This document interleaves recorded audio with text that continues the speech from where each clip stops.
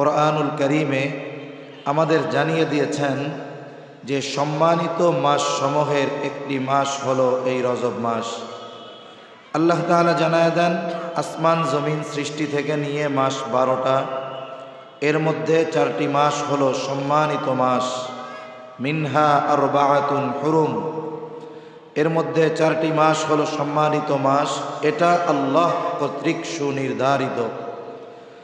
এই মাসগুলোর মধ্যে আল্লাহ তাআলার পক্ষ থেকে সবচাইতে বড় নির্দেশ হলো ফালা তাযলিমু ফীহিন্না আনফুসাকুম, হারাম মাস সমূহের মধ্যে তোমরা গুনাহ করিও না, নিজেদের উপরে নিজেরা জুলুম করিও না। তার মানে মানুষ নিজের উপরে জুলুম করে গুনাহ করার মাধ্যমে। আমি যখন গুনাহ করব, আমি আমার উপরে জুলুম করব কেন? কারণ পাপ কাজ করার মাধ্যমে আমি আমার জন্য শাস্তিকে অবধারিত করে ফেলি।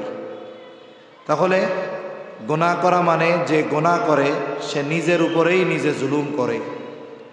আল্লাহ তাআলা সব সময় তো গুনাহ থেকে বাঁচতে বলেছেন, তবে এই মাস সমূহে গুনাহ থেকে বাঁচার ব্যাপারে অতিরিক্ত গুরুত্ব দিয়েছেন। কেন?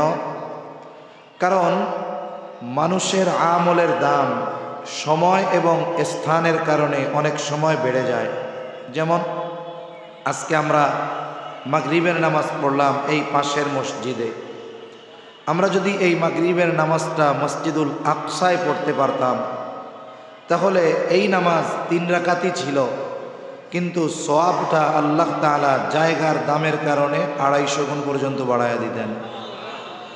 এই নামাজটাই যদি আমরা মসজিদে নববীতে পড়তে পারতাম, মাগরিবের নামাজ 3 রাকাতই, কিন্তু ওই জায়গার দামের কারণে আল্লাহ তাআলা সওয়াব কমপক্ষে 1000 গুণ বাড়ায়া দিতেন। এই মাগরিবের নামাজটাই যদি আমরা মসজিদে হারামে পড়তে পারতাম, তাহলে এই নামাজের প্রতিদান আল্লাহ তাআলা 1,00,000 গুণ বাড়ায়া দিতেন। সুবহানাল্লাহ। ইবাদতের পরিমাণ সমান, শুধুমাত্র স্থান পরিবর্তনের কারণে প্রতিদান কোথায় চলে গেছে। আবার দেখুন, স্বাভাবিক নফল রোজা আমরা রাখি, স্বাভাবিক নফল সিয়াম রাখি, নামাজ পড়ি, কিন্তু বলেন তো, যদি ওই নফল নামাজ শবে কদরের রাতে হয়, স্বাভাবিক সময়ের 2 রাকাত নফল নামাজ আর শবে কদরের 2 রাকাত নফল নামাজ এক না? কারণ এই রাতের কত গুরুত্ব, কত তাৎপর্য, কত দাম। আল্লাহ তাআলা বলেন, লাইলাতুল কদরি খায়রুম মিন আলফি শাহর, লাইলাতুল কদর 1000 মাসের চাইতে উত্তম একটি রজনী। যেই মাস সমূহে লাইলাতুল কদর নাই, এই রকম 1000 মাসের চাইতে একটা রাতের দাম এত বেশি। সুবহানাল্লাহ। তাহলে স্থান আর জায়গার কারণে ইবাদতের দাম বাড়ে। অনুরূপভাবে পাপ তো পাপ, ওই পাপও করার ক্ষেত্রে যদি সময় আর কিছু স্থানের কারণে ওই পাপের শাস্তির মাত্রাও বাড়ে। যেমন সব সময় পাপ যেটা সেটা পাপ, স্বাভাবিক বিষয়। অনেকের বদ অভ্যাস আছে, সিগারেট খাওয়া, ধূমপান করা, মন্দ একটা কাজ। চায়ের দোকানে করতেছে, আমরা দেখতেছি, কিছু বলি না, কিন্তু কোনো ধূমপায়ী যদি মসজিদের মধ্যে এসে ধূমপান করে, কি করবেন? এটা সহ্য করবেন? একটা পাপ চলতেছে রাস্তায়, বলেন তো এই পাপটা যদি মসজিদের মধ্যে হয়, একই পাপ, বাইরে হচ্ছে একরকম গুরুত্ব আমরা দেই, কিন্তু যখনই এটা মসজিদের মধ্যে হয়, এটাকে আমরা সর্বোচ্চ জঘন্য অন্যায় বলে সাব্যস্ত করি, ঠিক কিনা? অনুরূপভাবে কেউ এমনি সময় পাপ করে, এটা এক বিষয়, করতেছে, পাপ তো পাপ, কিন্তু যদি শবে কদর, শবে বরাতের রাত্রেও পাপ করে, আমরা কি বলি? কত বড় জালেম দেখছো, শবে কদরের রাত, শবে বরাতের রাত, আজকে রাতটাও পাপ ছাড়লো না, কত বড় জঘন্য পাপী এটা। তাহলে পাপ তো সব সময় করা নিষেধ, তবে এই মাস সমূহে, এই মাসগুলো সম্মানিত মাস হওয়ার কারণে আল্লাহ তাআলা গুরুত্ব দিয়ে বলেছেন, ফালা তাযলিমু ফীহিন্না আনফুসাকুম, এই মাস সমূহে তোমরা পাপ করার মাধ্যমে নিজেদের উপরে নিজেরা জুলুম করিও না। এজন্য এই মাস সমূহে যদি পাপ করে, অন্য সময়ের পাপের চাইতে এই সময়গুলোর পাপের ব্যাপারে আল্লাহ বেশি কঠোর হবেন, শাস্তি দিবেন। অনুরূপভাবে আশা করা যায় অন্য সময়ে নেক আমল করে আমরা সওয়াব পাইতাম, এই সময়গুলোতে যদি পাপ বাদ দিয়ে নেকের কাজ বেশি করি, আশা করা যায় আল্লাহ তাআলা যদি চান প্রতিদানও বাড়ায়া দিতে পারেন। এই রজব মাস চলতেছে, এখন থেকেই আমরা রমজানের প্রস্তুতি নিব ইনশাআল্লাহ, শারীরিকভাবে মানসিকভাবে। তা আমি যে আয়াতখানা আপনাদের খেদমতে তিলাওয়াত করেছি, এই আয়াতের মধ্যে আল্লাহ সুবহানাহু ওয়া তাআলা দুইটি শর্তের আলোকে জান্নাতুল ফেরদাউসের মেহমান হওয়ার দাওয়াত দিয়েছেন। একটি হলো ঈমান, আর একটা হলো নেক আমল। একটি ঈমান, আর একটি হলো নেক আমল। ঈমান শিরিক মুক্ত পরিচ্ছন্ন এক ঈমান আমার হতে হবে, যেই ঈমানের মধ্যে কোনো দুর্বলতা থাকবে না, যেই ঈমান শিরিক মিশ্রিত হবে না, শিরিক মুক্ত ঈমান। 2 নম্বর নেক আমল। এই নেক আমলের বিষয়ে কথা বলতে গিয়ে আমি একটি হাদিস আপনাদের খেদমতে পাঠ করেছি। এই হাদিসটাই মূলত আজকে আমরা ইনশাআল্লাহ মুযাকারা করব, আল্লাহ তৌফিক দান করেন। অনেক সময় আমাদের ধারণা হলো এরকম যে সবচাইতে বড় আবেদকে, ইবাদত সবচাইতে বেশি কে করে, সবচেয়ে বড় আবেদকে আমরা মনে করি যিনি অনেক নামাজ পড়েন, যিনি অনেক নফল রোজা রাখেন, যিনি অনেক নফল সালাত আদায় করেন, যিনি তাহাজ্জুদ পড়েন, আওয়াবিন পড়েন, ইশরাক পড়েন, কোনো নফল নামাজ, কোনো নফল রোজা আমল ছাড়েন না, উনি মনে হয় সবচাইতে বড় আবেদ। কিন্তু বিষয়টা এমন নয়। প্রকৃত আবেদ হওয়ার আগে গুনাহ ছাড়তে হয়। কারণ আমার ইবাদত ভালো থাকবে তখন, কাজে লাগবে তখন, যখন গুনাহমুক্ত আমি হতে পারবো। বলুন তো, একটা পাত্রের মধ্যে যদি পচা কোনো জিনিস থাকে, পচা জিনিস, এই পাত্রটার মধ্যে যদি আমি বাংলাদেশের সবচাইতে গরুর খাঁটি দুধ এনে ওই পাত্রের মধ্যে রাখি, বলেন তো দুধ ভালো, কিন্তু পাত্রের মধ্যে ময়লা থাকার কারণে ওই দুধ ভালো থাকবে না নষ্ট হয়ে যাবে? আমাদের নেক আমলগুলো কাজে লাগে তখন যদি আমরা গুনাহ ত্যাগ করতে পারি, এই নেক আমল আমাদের বেশি কাজে লাগে। এজন্য রাসূল আকরাম সাল্লাল্লাহু আলাইহি ওয়াসাল্লাম হযরত আবু হুরায়রা রাদিয়াল্লাহু তাআলা আনহুকে গুরুত্বপূর্ণ 5টি বিষয়ের নসিহত করেছেন। আমরা ওই নবীজির নসিহতগুলো নিয়েই আলোচনা করব, শুনব, সাথে সাথে এগুলো আমলে পরিণত করার চেষ্টা করব ইনশাআল্লাহ। আবু হুরায়রা রাদিয়াল্লাহু তাআলা আনহু বলেন, রাসূল আকরাম সাল্লাল্লাহু আলাইহি ওয়াসাল্লাম একদিন সবাইকে বলতেছেন, তোমাদের মধ্যে কে এমন আছো যে আমি তাকে কিছু শেখাবো, সে নিজে শিখবে, আমল করবে, আবার যারা আমল করতে চায় তাদেরকে শেখাবে।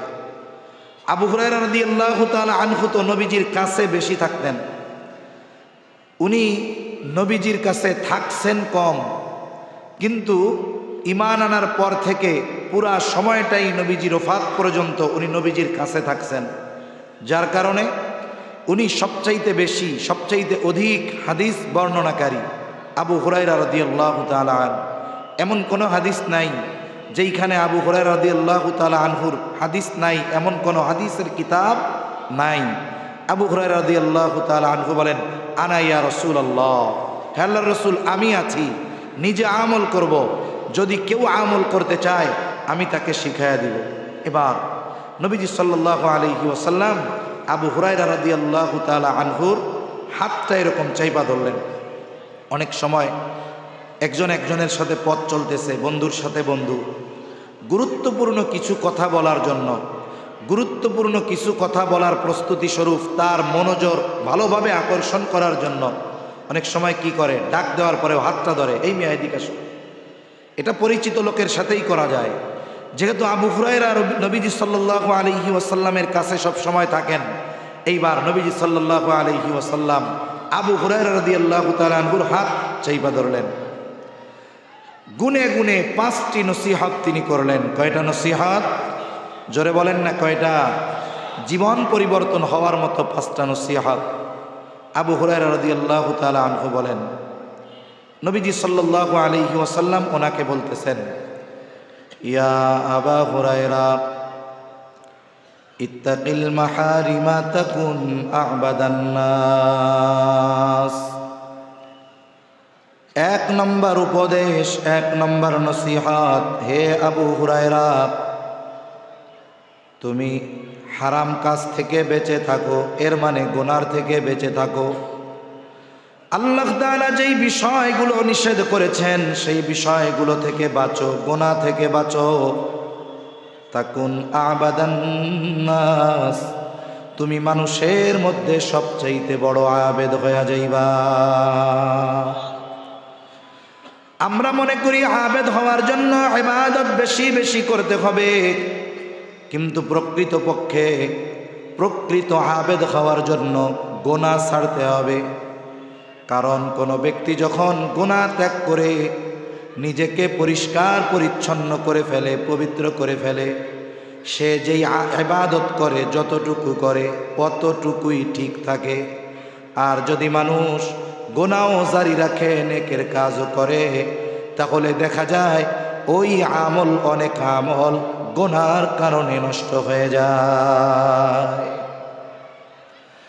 এজন্য নবীজি সাল্লাল্লাহু আলাইহি ওয়াসাল্লাম আবু হুরায়রা রাদিয়াল্লাহু তাআলা আনহুকে এক নম্বরে উপদেশ দিলেন, ও আবু হুরায়রা, তুমি নিষিদ্ধ বিষয় থেকে বাঁচো, পাপ থেকে বাঁচো, তাইলে মানুষের মধ্যে সবচাইতে বড় আবেদ হয়ে যাইবা। আল্লাহ তাআলার কাছ থেকে নাজাত পাওয়ার জন্য অনেক ইবাদতের প্রয়োজন হয় না, তবে খাঁটি ইবাদতের দরকার হয়। যেমন এক হাদিসের মধ্যে নবীজি সাল্লাল্লাহু আলাইহি ওয়াসাল্লাম বলেন, আখলিস দীনাকা ইয়াকফিকাল আমালুল কলিল, তোমার ঈমান খাঁটি করো, দিন খাঁটি করো, অল্প আমল নাজাতের জন্য যথেষ্ট হয়ে যাবে। তার মানে নাজাতের জন্য অনেক আমল দরকার নাই, তবে আমলটা যেন খাঁটি হয় এইভাবে আমলটা করা দরকার। সাহাবায়ে কেরামের বিষয়টা তো এমনও আছে যে অনেক ইবাদত করেন নাই, কিন্তু নবীজির কাছ থেকে জান্নাতের সুসংবাদ পেয়েছে। আব্দুল্লাহ ইবনে আমর ইবনুল আস রাদিয়াল্লাহু তাআলা আনহু থেকে বর্ণিত, মুসনাদে আহমদের মধ্যে একাধিক বর্ণনা আসছে এক সাহাবীর ব্যাপারে। তিনি বলেন, একদিন আমরা ফজরের নামাজের জন্য, জামাতের জন্য অপেক্ষায় আছি। নবীজি সাল্লাল্লাহু আলাইহি ওয়াসাল্লামও আমাদের মাঝে আছেন। হঠাৎ করে নবীজি বললেন, এখন যেই ব্যক্তি প্রবেশ করবে সে জান্নাতি। সবার নজর দরজার দিকে, কোন সে সৌভাগ্যবান ব্যক্তি যার ব্যাপারে নবীজি এমনটা ঘোষণা দিলেন। দেখা গেল একজন ব্যক্তি নবীজির ঘোষণার পর মসজিদের দরজা দিয়ে ঢুকতেছে, তার চেহারা দিয়ে এখনো অজুর পানি, দাড়িটা এখনো ভেজা। এভাবে দ্বিতীয় দিন আবার ফজরের নামাজের পূর্বে নবীজি বলেন, এখন যেই ব্যক্তি দরজা দিয়ে ঢুকবে সে জান্নাতি। আবার সবার নজর দরজার দিকে, কোন সে ব্যক্তি, নবীজির এই সুসংবাদ কার ব্যাপারে দেওয়া হলো। তাকায় দেখে গতদিন যেই ব্যক্তি প্রবেশ করেছে আজকেও সে, গতদিন যেমন অজুর পানি তার দাড়ির মধ্যে ছিল আজকেও দেখা যাচ্ছে। দ্বিতীয় দিন অতিবাহিত হয়ে গেল, তৃতীয় দিন আবার ফজরের নামাজের পূর্বে নবীজি বলেন, এখন যেই ব্যক্তি দরজা দিয়ে ঢুকবে সে জান্নাতি। সবার নজর দরজার দিকে, কে সে সৌভাগ্যবান ব্যক্তি। দেখা গেল গত 2 দিন যেই ব্যক্তি যেই অবস্থায় ঢুকেছিল আজকেও একই ব্যক্তি একই অবস্থায় দরজা দিয়ে ঢুকছে। মুসনাদে আহমদের মধ্যে কয়েকটা বর্ণনা আসছে এই বিষয়টা নিয়ে, কয়েকটা সনদে বর্ণনাটা আসছে।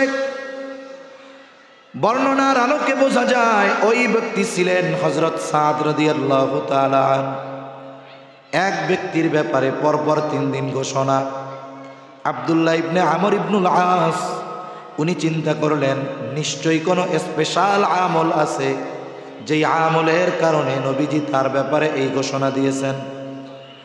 তার স্পেশাল আমলটা কি জানা দরকার, দেখা দরকার। এবার তিনি গিয়ে ওই ব্যক্তিকে বলতেছেন, ভাই আমি আপনার বাড়িতে একটু রাত্রি যাপন করতে চাই, খাবার দাবার দেওয়া লাগবে না, শুধু রাত্রি যাপন করব। উদ্দেশ্য হলো সারা রাত জেগে থেকে দেখবে কোন আমলটা সে স্পেশাল করে। কারণ অধিকাংশ মানুষ তার স্পেশাল ইবাদতগুলো করে অধিক রাত্রিতে। রাতের শেষ প্রহরে ঘুম থেকে উঠবে, আল্লাহকে ডাকবে। নেককার বান্দারা নেক কাজও গভীর রাত্রে করে, চোর কিন্তু চুরিও গভীর রাত্রে করে, ডাকাতও কিন্তু মোটামুটি ডাকাতি গভীর রাত্রেই করে। এখন ওনার উদ্দেশ্য হলো উনি দেখবে কি আমলটা করে। ওনাকে আর এক ঘরে থাকতে দেওয়া হলো, ওনার চোখে তো ঘুম নাই, কারণ উনি দেখবে এই ব্যক্তি কোন আমল করে। দেখলো এশার নামাজের পর তিনি একটু পরে বাতিটা নিভা ঘুমায় পড়লেন। চিন্তা করতেছে এই বুঝি ঘুম থেকে উঠবে আর তার স্পেশাল আমল শুরু করবে। এইভাবে অপেক্ষা করতে করতে একটা সময় ফজর হয়ে গেল। আজকে রাত্রিতে সে আর ঘুম থেকে উঠে নাই। আজানের পর ঘুম থেকে উঠলো, অজু করলো, এরপরে প্রস্তুতি নিয়ে মসজিদের দিকে চলে গেল। প্রথম দিন সারা রাত জেগে থেকে তার থেকে কোনো ইবাদতের দৃশ্য দেখা গেল না। চিন্তা করতেছে হয়তোবা কোনো কারণবশত আজকে বাদ গেছে, আর একদিন থাকি। এবার আবার রাত্রি যাপনের অনুমতি, বলে হ্যাঁ থাকো। আজকেও সারা রাত সজাগ। দেখা গেল আল্লাহর বান্দা এশার নামাজ পড়ে ঘুমিয়ে যায়, আর যখন ফজরের আজান দেয় তখন ঘুম থেকে উঠে। চিন্তা করে কালকেও কোনো আমল দেখলাম না, আজকেও কোনো আমল দেখলাম না, তাইলে আর একদিন থাকি। কারণ কোনো মানুষ যদি ধারাবাহিক কোনো আমল করে, এই আমলটা সহজে সে পরপর 3 দিন ইচ্ছা করে বাদ দিতে পারে না, সে দেয়ও না। এটা তার আদাব, তার অভ্যাসের সাথে যায় না। যেমন শেখুল হাদিস জাকারিয়া রহমাতুল্লাহ আলাইহি, ওনার অভ্যাস ছিল দিনের কিছু সময়ে উনি লিখতেন, লেখালেখি করতেন। ওনার এই নিয়ম, কোনো ব্যক্তি যদি আসতো, মেহমান আসতো, ওনার নিয়মের কোনো তারতম্য ঘটতো না। তবে উনিই বলেন, শৈখুল ইসলাম হুসাইন আহমদ মাদানী রহমাতুল্লাহ আলাইহি যখন ওনার কাছে আসতেন, তখন ওনার নিয়মের ব্যত্যয় ঘটতো, ওনার সম্মানে কিছু বলতেন না। কিন্তু হুসাইন আহমদ মাদানী রহমাতুল্লাহ আলাইহি ওনাকে ভালো মতো বুঝতেন। একদিন এই লেখার সময় উনি আসছে, কথা বলতেছে, আর জাকারিয়া রহমাতুল্লাহ আলাইহি ওনার লেখার টাইম চলে যাইতেছে। ওনার মধ্যে একটা অস্থিরতা কাজ করতেছে যে আজকে আমার কিছু লেখালেখি ছুটে যাবে। ওনার চেহারার মধ্যে পেরেশানির ছাপ। হুসাইন আহমদ মাদানী রহমাতুল্লাহ আলাইহি বুঝতে পারলেন কোনো সমস্যা। তখন বলতেছে, হজরত আমি দৈনিক এই সময়ে কিছুটা লেখালেখি করি, আজকে তো একেবারেই হলো না, এজন্য অস্থির লাগতেছে, আমি একটু আমার লেখার ঘর থেকে আসতেছি। তা উনি গেলেন, কয়েকটা শব্দ লেখা আবার চলে আসলেন। তার মানে কি, এই কাজটা উনি কন্টিনিউ করেন, ধারাবাহিকভাবে করেন, এজন্য একদিন ছুটে যাচ্ছে, এতে ওনার মধ্যে অস্থিরতা কাজ করতেছে। তাহলে কোনো ব্যক্তি নেই যেই নেক আমল ধারাবাহিকভাবে করে, পরপর 3 দিন ছুটে যেতে পারে না। এইবার তিনি তৃতীয় দিনও রাত্রি যাপন করলেন, কিন্তু অবস্থা বিগত 2 দিনের মতো। এশার নামাজ পড়ে ঘুমায়, আর ফজরের আজান দিলে ঘুম থেকে উঠে নামাজের জন্য প্রস্তুতি নেয়। আজকে আর তিনি নিজের থামায় রাখতে পারলেন না। এবার তিনি নিজের থেকেই প্রশ্ন করতেছে, ভাই পরপর 3টা রাত তোমার বাড়িতে অবস্থান করা এমনটা নয় যে আমার থাকার জায়গা নাই, তবে আমি একটা বিশেষ উদ্দেশ্যে তোমার বাড়িতে রাত্রি যাপন করেছি। উদ্দেশ্যটা ছিল একটা বিষয় জানার। এর আগে পরপর 3 দিন ফজরের নামাজের পূর্বে নবীজি সাল্লাল্লাহু আলাইহি ওয়াসাল্লাম ঘোষণা করলেন, এখন যেই ব্যক্তি দরজা দিয়ে ঢুকবে সে জান্নাতি। আমরা সবাই দরজার দিকে তাকিয়ে দেখলাম, নবীজির এই ঘোষণার পর পরপর 3 দিন যেই ব্যক্তি দরজা দিয়ে প্রবেশ করেছে সেই ব্যক্তি হলে তুমি। আমি আশা করেছিলাম হয়তো তোমার কোনো স্পেশাল আমল আছে, যার কারণে তোমার ব্যাপারে নবীজি এইরকম ঘোষণা দিয়েছে, কিন্তু 3 রাত জায়গা থেকে কোনো আমল তো দেখলাম না। খালি দেখলাম এশা পড়া ঘুমাও আর ফজরের জন্য ওঠো। এইবার উনি বলতেছে, আলহামদুলিল্লাহ, নবীজি যদি আমার ব্যাপারে বলে থাকেন তাহলে এটা আমার জন্য বড় পাওয়া, আলহামদুলিল্লাহ। তবে তুমি যেই আশায় রাত্রি যাপন করেছ, আমি এমন কিছু নাই, এমন কোনো আমল আমার নাই। হ্যাঁ, তবে একটা জিনিস আমি করি, যখন রাতের বেলা আমি ঘুমাতে যাই, আমাকে যারা কষ্ট দিয়েছে তাদেরকে আমি মাফ করে আমার দিলটাকে পরিষ্কার করে ঘুমাতে যাই। কারো প্রতি কোনো বিদ্বেষ রাখি না, কারো প্রতি কোনো হিংসা রাখি না। কেউ যদি আমারে টুকটাক কষ্ট দিয়ে থাকে, আমি তারে মাফ কইরা একেবারে পরিষ্কার একটা অন্তর নিয়ে বিছানায় ঘুমাইতে যাই। এইবার আব্দুল্লাহ ইবনে আমর ইবনুল আস রাদিয়াল্লাহু তাআলা আনহু বলেন, হ্যাঁ, তাহলে এই আমলের কারণেই হয়তো তোমার ব্যাপারে নবীজি এমন ঘোষণা দিয়েছে। তাহলে আমার এই কথাগুলো বলার একটা উদ্দেশ্য আছে, উদ্দেশ্য তো আছেই। উদ্দেশ্য কি? এই যে আপনারা টঙ্গাবাড়ি আলোকিত শ্রমিক কাফেলা ও এলাকাবাসী, এখানে আমার অধিকাংশ ভাই যারা আছেন তারা শ্রমজীবী মানুষ, কষ্ট করতে হয়।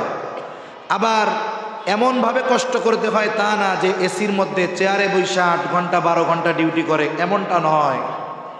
বসার সুযোগও হয়তো 8 ঘন্টার মধ্যে থাকে না, দাঁড়িয়ে ডিউটি করতে হয়। কত কঠিন এবং কঠোর পরিশ্রম এই আমার শ্রমিক ভাইয়েরা করে। দেখুন, অনেকে মনে করে আল্লাহর ওলি হওয়ার জন্য একেবারে দিনভর তসবিহ হাতে রাখতে হবে, দিনভর নামাজে থাকতে হবে, জিকির আজগার করতে হবে। না, আমি আপনি যদি আপনার দিলটারে পরিষ্কার করতে পারি, যতটুকু ইবাদত করতে হবে এতটুকু যদি করি, যদি দিলটা পরিষ্কার থাকে, তাহলে নবীজির ওই ঘোষণা গোনাহ থেকে যদি বাঁচতে পারি, আমার ইবাদত কম কিন্তু গোনাহ ছাড়ার কারণে আবেদদের তালিকায় নাম অন্তর্ভুক্ত হয়ে যাবে ইনশাআল্লাহ। এজন্য অনেকে আমরা ভাবি যে হুজুর আমরা তো ইবাদত করতে পারি না। করার দরকার নাই, আপনি ছাড়েন। করা তো কষ্ট, সময় লাগে, আপনার সময় কম, পরিশ্রম, আপনি গোনাহ ছাড়েন।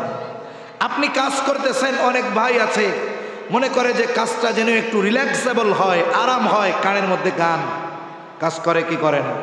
আপনি যে গোনাহ করতেছেন সাথে কাজটা করতেছেন, এতে কি হইল? আপনি ওই গান শোনা অবস্থায় গোনার অবস্থায় আছেন। আল্লাহ না করুক, ওই সময় তো আপনার কাছে রহমতের ফিরিস্তা নাই। ওই সময় যদি গান শ্রবণরত অবস্থায়, গোনার জিনিস দেখা অবস্থায়, গোনার কাজ করা অবস্থায় যদি মালাকুল মাউত চলে আসে, তাহলে অবস্থাটা কি হবে? এজন্য দেখুন, গোনার থেকে বাঁচব। আপনি যেই কাজটা করতেছেন বলে ওটাও আপনার ইবাদত হয়ে যাবে। হুজুর কেমনে? আমি মেশিন অপারেটিং করি, এটা আবার ইবাদত কেমনে হবে? কারণ নবীজি সাল্লাল্লাহু আলাইহি ওয়াসাল্লাম বলেন, কাসবুল হালালি ফরিদাতুম বাদাল ফরিদা। ফরজ ইবাদতের পরে হালাল উপার্জন করা এটাও ফরজ ইবাদত।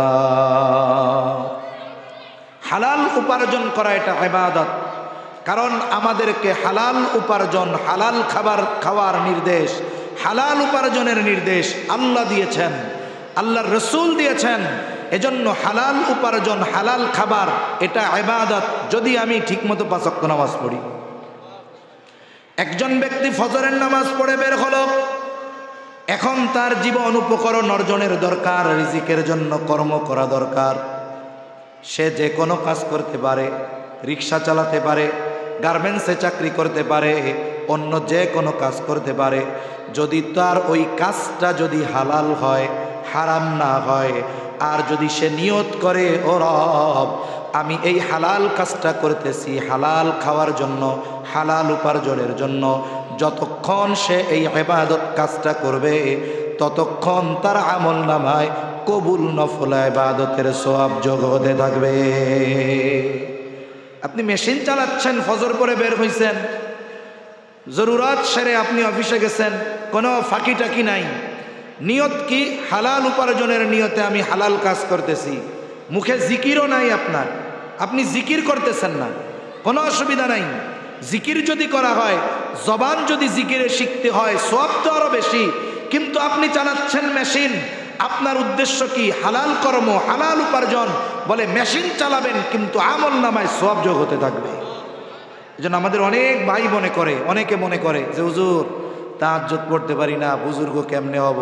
আরে ভাই গোনা ছাড়েন, আগে গোনা ছাড়েন, যতটুকু করা দরকার না করলেই নয়, অতটুকু করেন, দেখা যাবে এতেই আল্লাহর কাছে প্রিয় হওয়া যাবে। নবীজি সাল্লাল্লাহু আলাইহি ওয়াসাল্লামের কাছে দুইজন মহিলার খবর আসছে।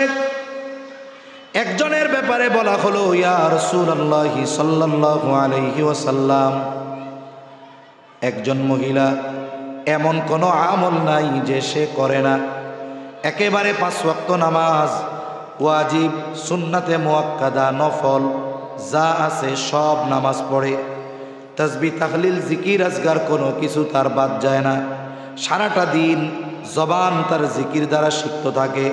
এক কথায় যতক্ষণ সজাগ থাকে, সুযোগ থাকলে আমলের সময়টা কাটায়া দেয়। তবে আমল অনেক করে, তবে একটা সমস্যা, সে তার প্রতিবেশীর সাথে একটু খারাপ ব্যবহার করে, মানুষের সাথে একটু খারাপ আচরণ করে। আর একজন মহিলা অনেক আমল করে না, বলে যতটুকু না করলেই নয় এর বেশি করে না। তার মানে ফরজ, ওয়াজিব, সুন্নাতে মুআক্কাদা এতটুকু করে, 1.5 ঘন্টা ইবাদত করে, কিন্তু তার একটা অভ্যাস, সে মানুষের সাথে ভালো ব্যবহার করে। ইয়া রাসূলুল্লাহ, এই দুই মহিলার মধ্যে কোন মহিলা উত্তম? নবীজি ওই ইবাদত বেশি করনে ওয়ালির কথা বলেন নাই, বরং নবীজি বলেন ওই মহিলা উত্তম যে মানুষের সাথে ভালো ব্যবহার করে। তাইলে আমরা যদি মনে করি, আমি যদি কেউ তাহাজ্জুদ পড়ে, অনেক ইবাদত করে, আমার তাকে নিরুৎসাহিত করা উদ্দেশ্য নয়, বরং যারা কষ্ট করে এগুলো করতে না পেরে অনেক সময় আক্ষেপ করে যে আমি মনে হয় আল্লাহর প্রিয় বান্দা হইতে পারবো না, আমি ওই মানুষগুলোকে একটু আশার কথা শোনাচ্ছি যে আপনি পারতেছেন না, হতাশ হয়েন না, আপনি যতটুকু পারেন ওইটুক তো করেন, তবে গুনাহ ছাড়েন। দেখুন, অনেক ইবাদত করে খারাপ আচরণের কারণে উত্তম হতে পারে নাই, অথচ ইবাদত যতটুকু দরকার ততটুকু করেছে, কিন্তু মানুষের সাথে ভালো ব্যবহারের মাধ্যমে সে আল্লাহর কাছে প্রিয় হয়ে গেছে। সুবহান। তাহলে নবীজি সাল্লাল্লাহু আলাইহি ওয়াসাল্লাম বলেন, ইত্তাকিল মাহারিমা তাকুন আবাদান নাস। হে আবু হুরায়রা, তুমি গুনাহ ছেড়ে দাও, তাহলে তুমি মানুষের মধ্যে সবচাইতে বড় আবেদ হয়ে যাইবা। তাহলে বলেন, বড় আবেদ হওয়ার জন্য সবচাইতে জরুরি হলো গুনাহ ত্যাগ করা, গুনাহ ছেড়ে দেওয়া। সব ধরনের গুনাহ ছাড়বো তো ইনশাআল্লাহ। জবানের গুনাহ, চোখের গুনাহ, কানের গুনাহ, সব ধরনের গুনাহ থেকে বাঁচার চেষ্টা করব। আমি যদি চেষ্টা করি, আমাকে গুনাহ থেকে বাঁচার মতো তৌফিক, হিম্মত যিনি দিবেন তিনি কে? তবে আমার চেষ্টায় কোনো ত্রুটি থাকতে পারবে না। আল্লাহ আমাদেরকে সকল প্রকারের গুনাহ থেকে বেঁচে থাকার তৌফিক দান করেন। 2 নম্বর, নবীজি সাল্লাল্লাহু আলাইহি ওয়াসাল্লাম বলেন,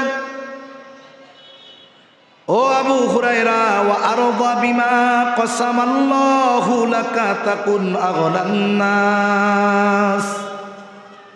এই দুনিয়াতে সবাই ধনী হইতে চায়, ধনী, আসল ধনীকে? আসল ধনী তো আল্লাহ, তো ধনী। আল্লাহুল গনিয়্যু ওয়া আনতুমুল ফুকারা। আমরা সবাই ফকির, আল্লাহ গনি। তবে এই দুনিয়ায়ও আমরা একটু ধনী হইতে চাই, কিন্তু আসল ধনীকে? নবীজি সাল্লাল্লাহু আলাইহি ওয়াসাল্লাম বলেন, আল গিনা গিনান নাফস। অন্তরের ধনী হলো প্রকৃত ধনী। আর জাগতিক সিস্টেমে ধনী মূলত সে যার কোনো ঋণ নাই, মাত্রাতিরিক্ত চাহিদা নাই, সে হলো ধনী।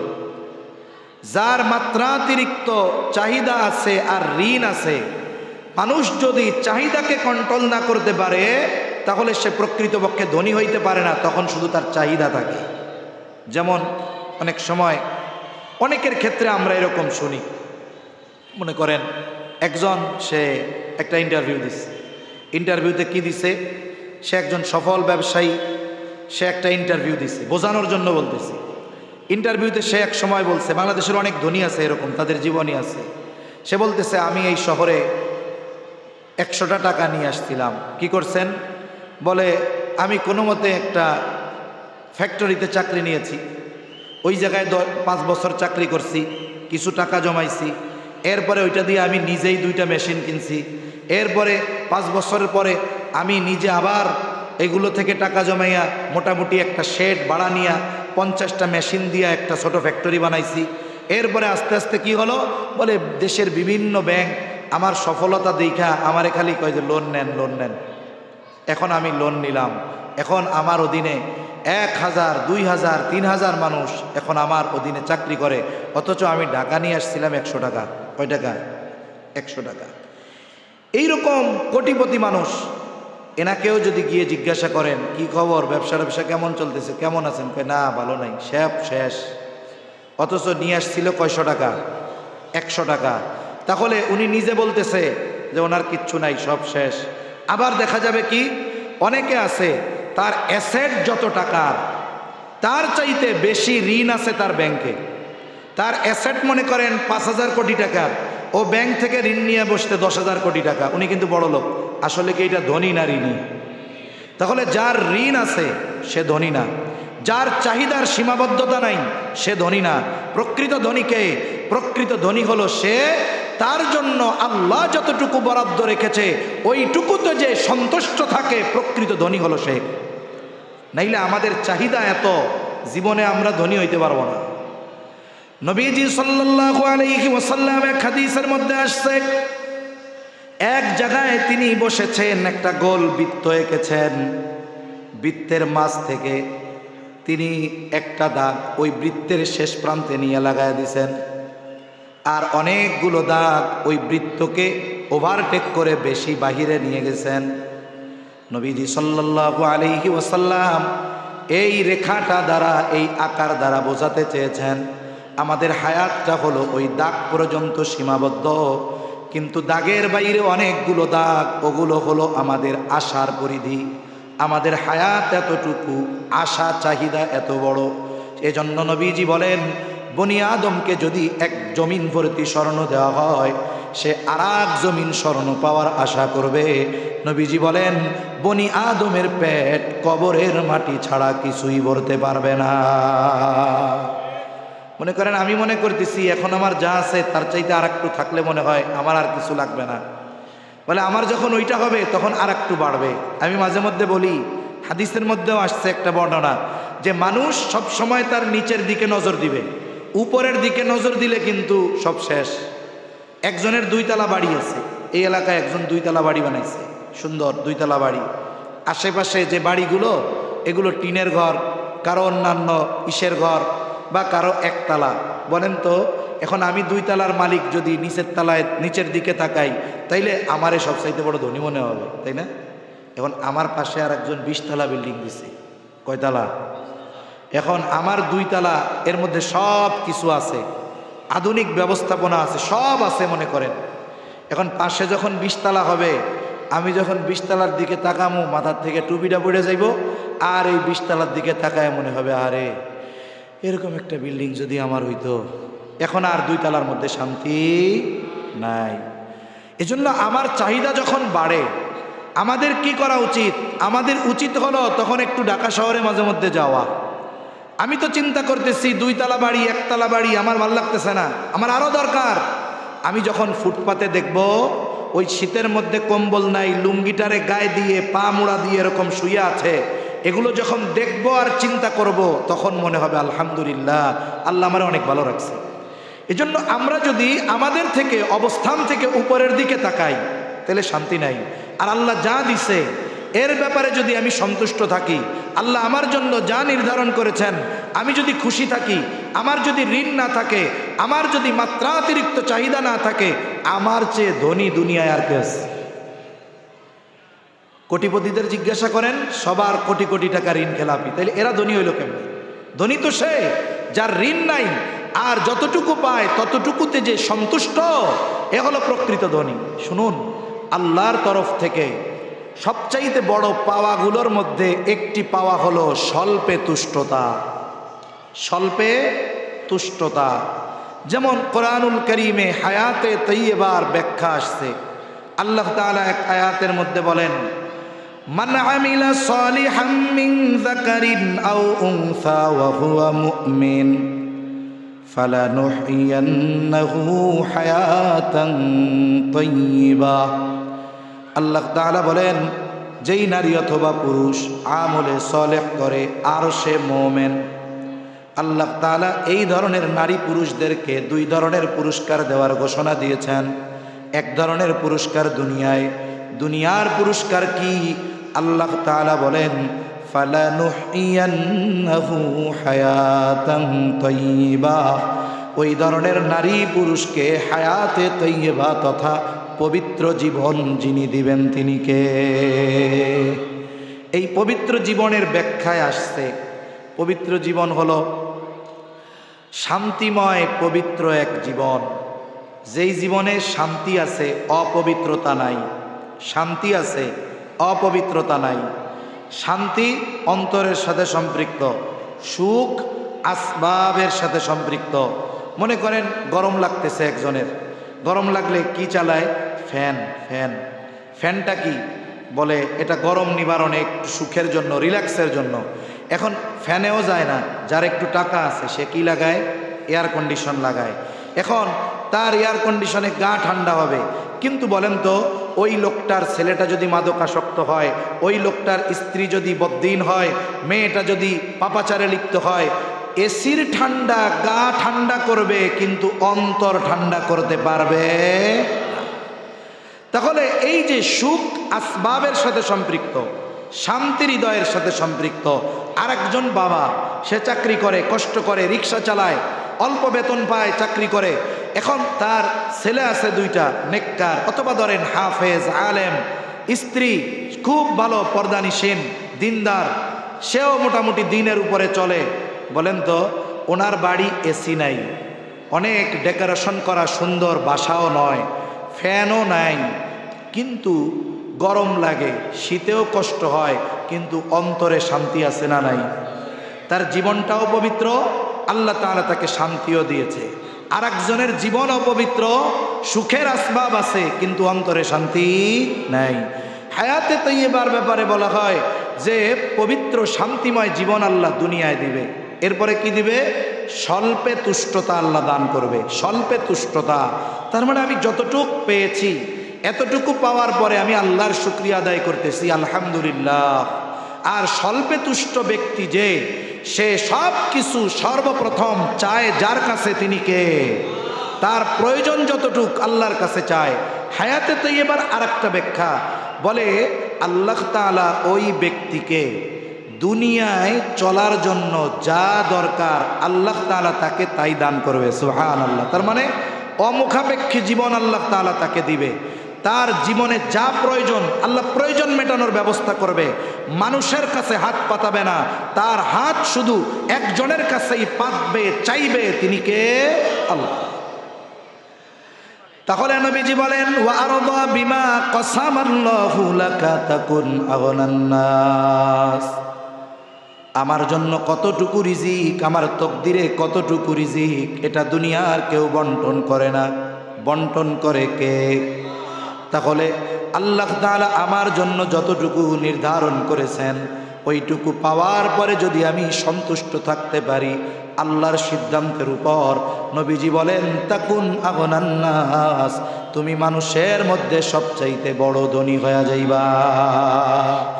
আর প্রকৃত ধনী সে আল গিনা গিনান নাফস, অন্তরের ধনী যে, সে হলো প্রকৃত ধনী। আর ওই ব্যক্তি সে যে আসলেও ধনী, এটা সে মোটামুটি উপলব্ধি করতে পারে। ঋণের পেরেশানি নাই, 3-4টা গমের বড়ি খাইয়া ঘুমানো লাগে না, ঘুমানোর জন্য এসি লাগানো লাগে না, সে পরিশ্রম করে, কষ্ট করে, এসিও লাগে না, বালিশের সাথে মাথা দেয়, ডাইন কাত থেকে সোজা হওয়ার আগে ধুমসে ঘুম আছে না নাই? ভাই, যার ঘুম নাই তার কি অশান্তি, তারে জিজ্ঞাসা করেন।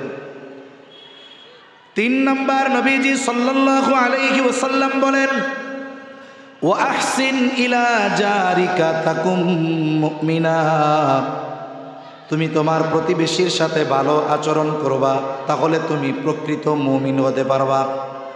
তার মানে আমি আপনি যদি প্রকৃত মুমিন হতে চাই, যেই গুণগুলো অর্জন করা দরকার, এর মধ্যে একটি হলো প্রতিবেশীর সাথে ভালো আচরণ। প্রতিবেশী, আমি যেখানেই অবস্থান করি, আমার পাশে যে আছে এক হিসাবে সে আমার প্রতিবেশী। আমার পাশে যিনি, সে আমার প্রতিবেশী। আমি অফিসে আছি, আমার পাশে যেই সহকর্মী, ওই সময় সে আমার প্রতিবেশী। আমার বাসা যেইখানে, আমার বাসার পাশে যিনি আছেন আর এক বাসা, সে আমার প্রতিবেশী। গ্রামে আমার বাড়ি, আমার বাড়ির সাথে যার বাড়ি, তিনি আমার প্রতিবেশী। এখন কত দূর পর্যন্ত প্রতিবেশী, এই ব্যাপারে কয়েকটা মত আছে আর কি। যাই হোক, ওইদিকে যাব না, লম্বা কথা হয়ে যাবে। মূল কথা, আমার পাশে যিনি আছেন প্রতিবেশী। কিন্তু আফসোস, আমাদের দেশে প্রতিবেশীর সাথে সুসম্পর্কের চাইতে প্রতিবেশীর সাথে খারাপ সম্পর্ক থাকে বেশি। আর এই অবস্থাটা গ্রামে হয় সবচেয়ে বেশি। শহরে তো মনে করেন কর্মব্যস্ত মানুষ, দিনের বড় একটা সময় তার কর্মস্থলে কাটে, বাসায় হয়তো আসবে, গোসল টোসল করবে, এরপরে খানা দানা খাবে, হয়তো কাজ থাকলে কাজ করবে, ঘুমায়া যাবে। এইখানে প্রতিবেশীর সাথে দেখা করারও সুযোগ হয় না। কিন্তু গ্রামে এটা বেশি। সব জায়গায় দেখি একজন দাবি করে যে তোমার বাড়ির মধ্যে আমার 5 হাত, আর একজনকে তোমার বাড়ির মধ্যে আমার 10 হাত। এইবার দুই প্রতিবেশী একজন একজনের সাথে মুখ দেখায় না। সেই প্রতিবেশী গ্রামের হোক, শহরের হোক, কর্মস্থলের হোক, সর্বহালতে এই প্রতিবেশীর সাথে আমি ভালো আচরণ করব। শুধু তাই না, বুজুর্গানে দিন বলেন, সফরে চলতেছি, সফরে, এখন আমার পাশের সিটে আর একজন বসতে, আরে কেমন যেন ওই সফর চলাকালীন সময় সেও আমার প্রতিবেশী। আমি এমন কোনো কাজ করব না যাতে আমার পাশে বসে থাকা লোকটার কষ্ট হয়। প্রতিবেশীর সাথে ভালো আচরণের ব্যাপারে নবীজি কতটা গুরুত্ব দিয়েছেন। নবীজি সাল্লাল্লাহু আলাইহি ওয়াসাল্লাম বলেন, আউসিনি জিবরিলু বিল জার হাত্তা যানানতু আন্নাহু সাইওয়ারিসাহু।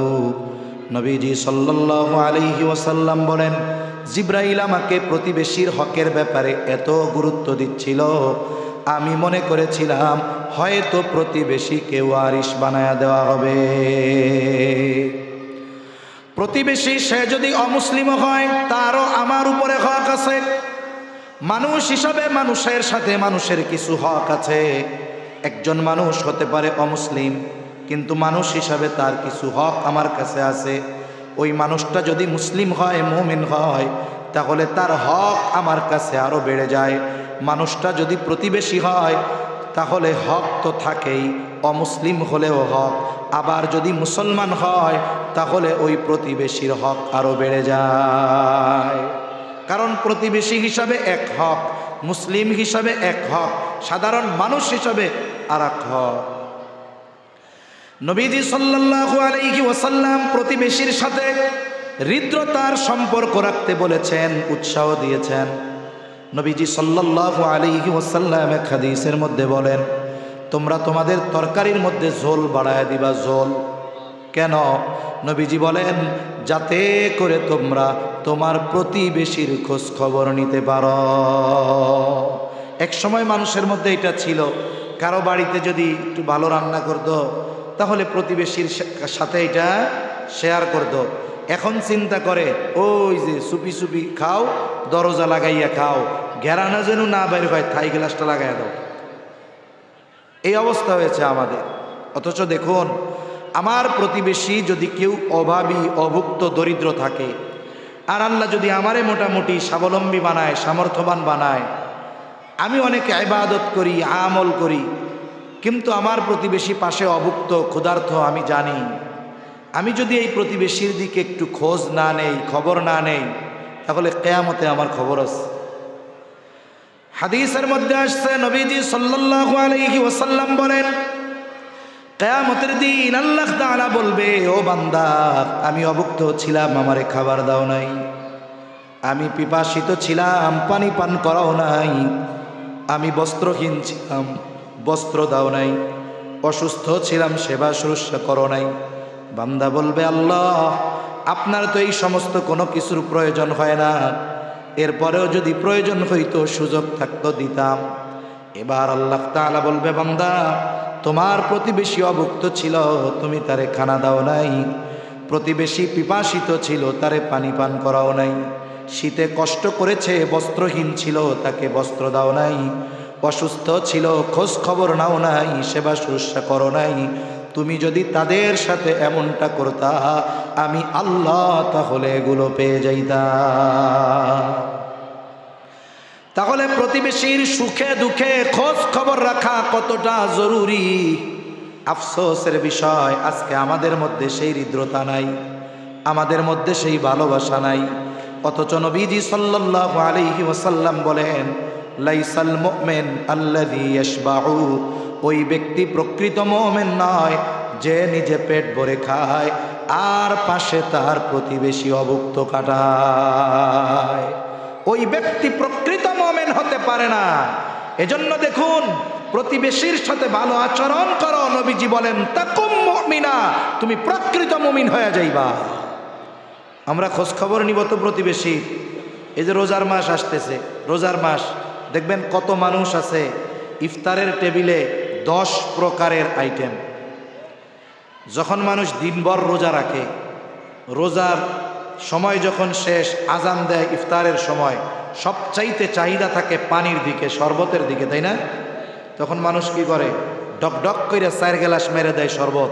বলে 10 আইটেম যে আছে, পানি খাওয়ার পর 10 আইটেম থেকে একটাও ও আর খাইতে পারবে না, কারণ পানি দিয়ে পেট ভরে ফেলছে।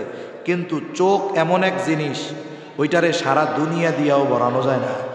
সামনে যখন দেখে সব আছে, দেখে যে হায় রে তরমুজ নাই, আফসোসের ঠেলায় শেষ। আরে আল্লাহ রে, তরমুজটা নাই রে। 10 প্রকার সামনে আছে, শুকরিয়া নাই, 1 প্রকার তরমুজ নাই, আফসোসে শেষ।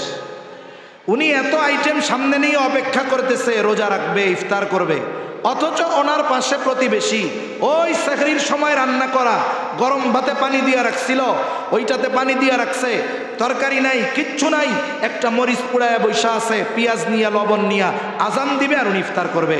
আর এই জায়গায় ওনার 10 প্রকারের আইটেম, এতে ওনার চোখ ভরতেছে না। এই রকম রোজাদার ইফতার করনেওয়ালা মানুষ সমাজে আছে না নাই? খবরদার। এমনি সময় তো খেয়াল রাখবো, রোজার সময় এই বিষয়টা আরো একটু বেশি করব। ভাই আমার যদি সম্ভব হয়,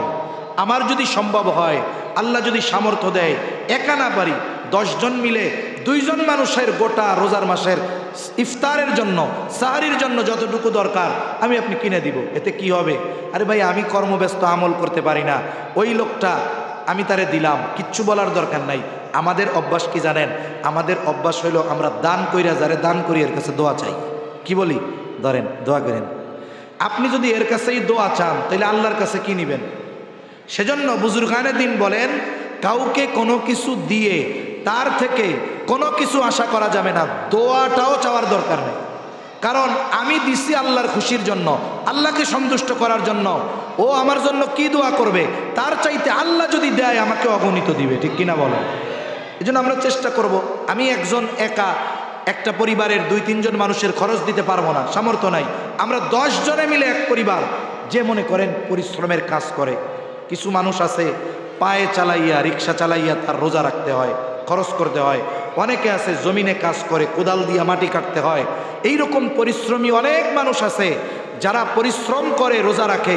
আমি আপনি যদি তার পরিশ্রমটাকে একটু হালকা বানায় দিতে পারি, আর এই কারণে সে যদি ইবাদত করতে পারে, স্বাচ্ছন্দ্যের সাথে রোজা রাখতে পারে, তারাবি পড়তে পারে, তাহাজ্জুদ পড়তে পারে, বলেন তো আল্লাহর কাছ থেকে অগণিত প্রতিদান আশা করি পাবো কি পাবো না? পাবো ইনশাআল্লাহ।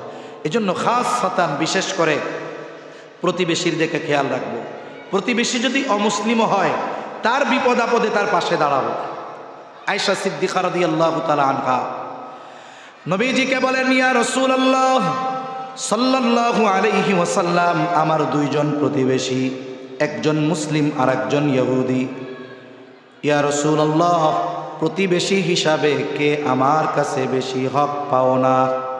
2 জনের পরিচয়টাও পরিষ্কার করে দিয়েছে, একজন মুসলিম আর একজন ইহুদি। কিন্তু নবীজি এমনটা জবাব দেন নাই যে মুসলিম সে তোমার কাছে বেশি হক পাও না, বরং নবীজি বলেন, আয়েশা, যার দরজা তোমার দরজার বেশি কাছে, প্রতিবেশী হিসাবে সে তোমার কাছে বেশি হক পাও না। এই জন্য আমরা আমাদের প্রতিবেশীর সাথে ভালো আচরণ করব। তো তাহলে কি হবে? নবীজি বলেন, তাকুম মুমিনা, তুমি প্রকৃত মুমিন হতে পারবা।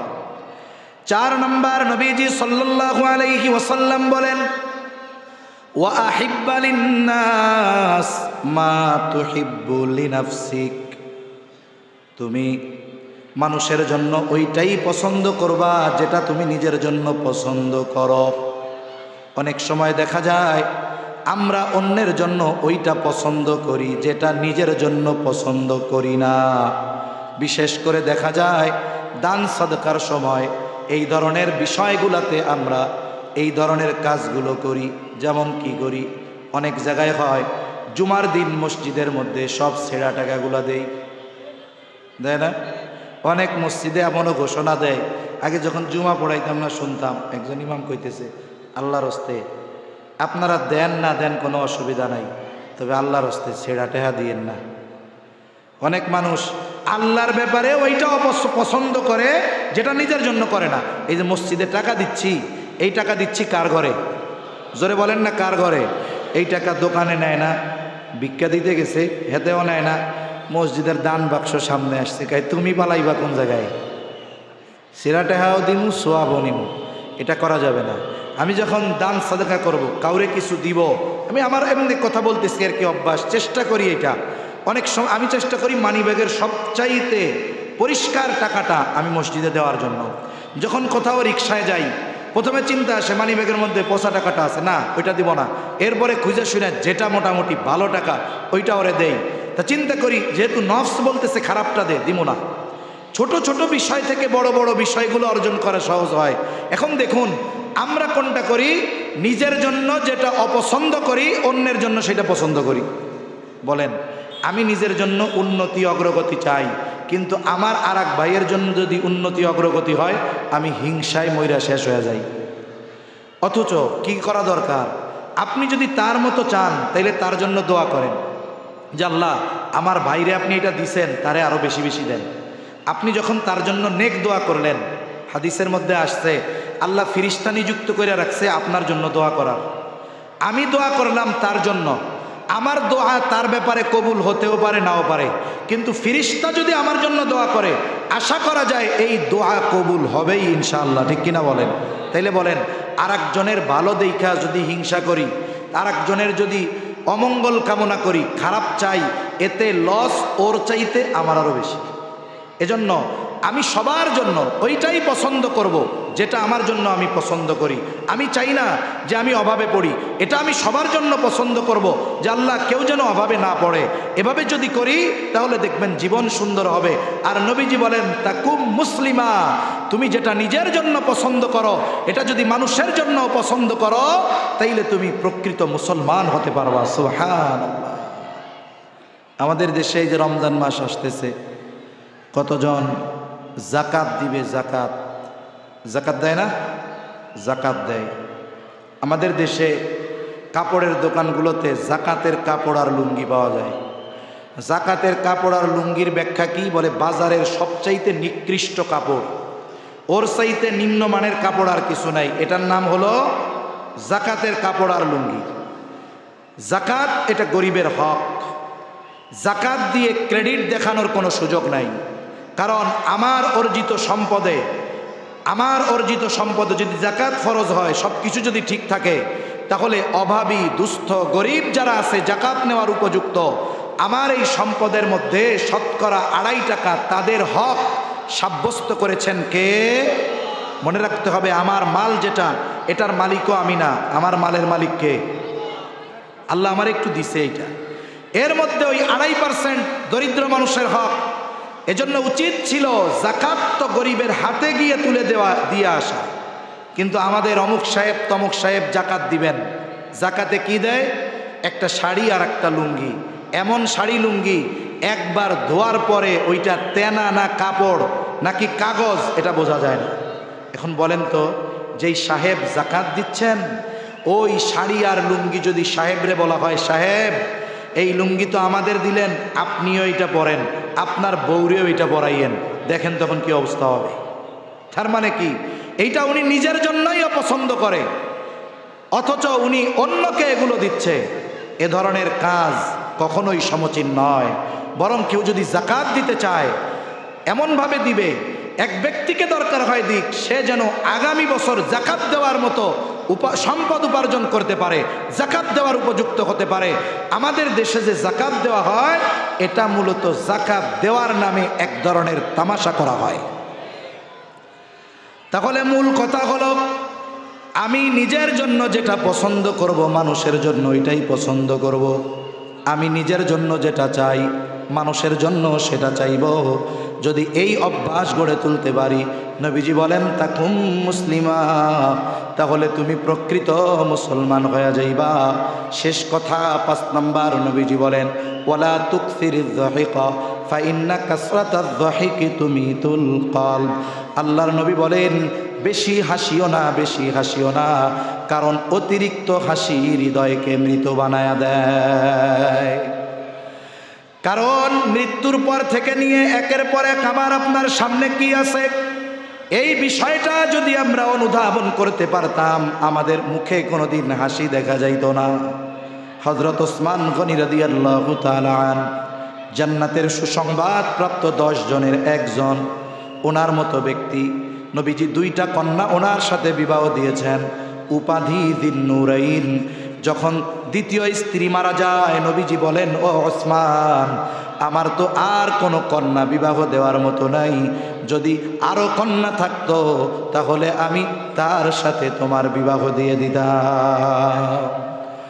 ওই ওসমান গনি রাদিয়াল্লাহু তাআলা আনহু জান্নাতের সুসংবাদ প্রাপ্ত 10 জনের একজন। উনি যখন কবরের পাশে দাঁড়াইতেন, অশ্রু বেয়ে পড়তো, চোখ বেয়ে ডুকরে কান্না করে দিতেন। জিজ্ঞাসা করা হলো, ওসমান, জান্নাতের সুসংবাদ পাওয়ার পরেও আপনি কেন কান্না করেন? তিনি বলতেন, নবীজি জান্নাতের সুসংবাদ দিয়েছেন ঠিক আছে, কিন্তু কবরে আমার সাথে কি আচরণ করা হবে এটা তো আমি জানি না, এই জন্য ভয়ে চিন্তায় কান্না করে দেন। আর আল্লাহ তাআলাও বলেন ফালইয়াযহাকু কলিলাও ওয়ালইয়াবকু কাসীরা, হাসো কম কাঁদো বেশি। আমরা যদি আমাদের কর্মের পরিণতি সম্পর্কে বেখবর না হইতাম, একটু যদি চিন্তা করতাম, তাহলে আমাদের মুখে হাসি আসতো না, আমাদের অট্টহাসি বের হইতো না। যদি হাসার প্রয়োজন হয় তাহলে সুন্নাত তরিকায় হাসবো, সিন্দাবাদের দৈত্যর মতো হাসবো না। আমরা ছোটবেলায় আলিফ লাইলা দেখতাম, ওই সময় তো মাসুম ছিলাম, গোনাজারি হয় না, এই জন্য কই সপ্তাহে একদিন আলিফ লাইলা দেখতে একবারে গ্রামের শেষ প্রান্তে দেখা যাইতো 3 গ্রাম মেলাই একটা টিভি, হ্যাঁ, আলিফ লাইলা দেখতে যাইতো। আলিফ লাইলায় দৈত্য হাসতো না হা করে। অনেকে দেখবেন আড্ডা মারতেছে, দাঁত 2 পাটি বাইর কইরা, জিব্বা বাইর কইরা অট্ট হাসি হাসে। খবরদার, এই হাসি আল্লাহ রসুল মানা করছেন। আল্লাহ রসুল হাসতেন তাবাসসুমান, মুচকি হাসি হাসতেন। যদি হাসির কিছু হয় এভাবে হাসবো, আওয়াজ করে অট্ট হাসি আমরা হাসব না। আর হাস্যাত্মক কর্মকাণ্ডের মধ্যে বেশি জড়িত থাকবো না। এই যে কৌতুক টৌতুক, এই বিষয়গুলো মূলত সাময়িক বিনোদন আমরা পাই, কিন্তু এই বিষয়গুলো আমাদের হৃদয়কে মৃত বানায়া দেয়। আমরা এক জিন্দা দিল চাই, আমরা এক জিন্দা কলব চাই, যেই কলবের মধ্যে আল্লাহ আল্লাহ রসুলের মোহাব্বত থাকবে, জান্নাতের আশা থাকবে, জাহান্নামের ভয় থাকবে। এই রকম দিল এক যদি তৈরি করতে চাই, তাহলে মাত্রাতিরিক্ত হাস্যরস কৌতুক যদি করি, তাহলে ওই দিলে ওই বিষয়গুলো অর্জিত হবে না। তা সম্মানিত উপস্থিতি, এভাবে যদি জীবন সাজাই, আমল সুন্দর হবে, হতে পারবো জান্নাতুল ফেরদাউসের মেহমান। তাহলে মূল কথার দিকে এবার আসি, কথা শেষ। আমরা সবাই আবেদ হতে চাই তো? কারা কারা চাই? হাত উঁচা করি, নারায়ে তাকবীর, নারায়ে তাকবীর। তাহলে হাত নামাই। আবেদ যদি হইতে চাই, কি ছাড়তে হবে জোরে বলেন, আরো জোরে, কি ছাড়তে হবে? নেক কাজ কম হোক, যেগুলো জরুরি করতে হবে। স্বাভাবিক নেক কাজ কম হচ্ছে হোক, কিন্তু গোনা যেন না হয়। 2 নাম্বার, আমরা কি প্রকৃত ধনী হইতে চাই? জোরে বলেন চাই। তাইলে কি করতে হবে? বলে আল্লাহ যা দিছে সন্তুষ্ট থাকতে হবে, স্বল্পে তুষ্ট থাকতে হবে, তাইলে প্রকৃত শান্তি পাবো। 3 নাম্বার, আমরা প্রকৃত মুমিন হতে চাই, তাহলে প্রতিবেশীর সাথে আমি ভালো আচরণ করব। কর্মক্ষেত্রে হোক, সফরে হোক, এরপরে গ্রামে হোক, যিনি আমার পাশে আছেন তিনি আমার সাময়িক সময়ের প্রতিবেশী, এমন কোনো কাজ করব না, এমন কোনো কথা বলবো না যাতে আমার প্রতিবেশীর কষ্ট হয়, সাথে সাথে তার হক নষ্ট করব। যদি সে দরিদ্র গরিব অসহায় হয়, বরং তার প্রতি আমার সহানুভূতিশীল আর ভালো আচরণের মাত্রা বাড়াতে হবে, তাহলে আমি প্রকৃত মুমিন হতে পারবো। আমরা সবাই প্রকৃত মুসলমান হতে চাই। আল্লাহ বলছেন মুসলমান না হয়ে মরো না। প্রকৃত মুসলমান কেমনে হবা? নবীজি বলেন তুমি নিজের জন্য যেটা পছন্দ করো মানুষের জন্য সেটা পছন্দ করবা, ঠিক সাথে সাথে নিজের জন্য যেটা অপছন্দের ওটা মানুষের জন্য অপছন্দের হতে হবে, তাহলে কি হতে পারবো? প্রকৃত মুসলমান। আর আমরা যদি এক প্রাণবন্ত জীবন্ত কলব চাই, তাহলে হাসতে হবে কম, কাঁদতে হবে বেশি। এই আলোকে যদি জীবনকে সাজাই, এক সুন্দর হায়াত অতিবাহিত হবে। সাথে ইমান ঠিক, বলে ঠিকানা হলো জান্নাতুল ফেরদাউসের মেহমান, যেখানে আমরা মেহমান। মেজবানকে ওই মেহমানদারি আর মেজবান এটা 3 দিনের নয়, আল্লাহ অনন্তকালের মেজবান, আমরা হব জান্নাতুল ফেরদাউসের অনন্তকালের মেহমান। আল্লাহ সুবহানাহু ওয়া তাআলা আমাদের সবাইকে নবীজির এই সুন্দর নসিহতগুলোর আলোকে আমাদের জীবনকে সুসজ্জিত করার তৌফিক আল্লাহ দান করেন। সকলে বলি আমিন। ওয়া আখিরু দাওয়ানা আনিল হামদুলিল্লাহি রাব্বিল আলামিন। আসসালামু আলাইকুম ওয়া রাহমাতুল্লাহি ওয়া বারাকাতুহু। আলহামদুলিল্লাহ, মাশাআল্লাহ। এতক্ষণ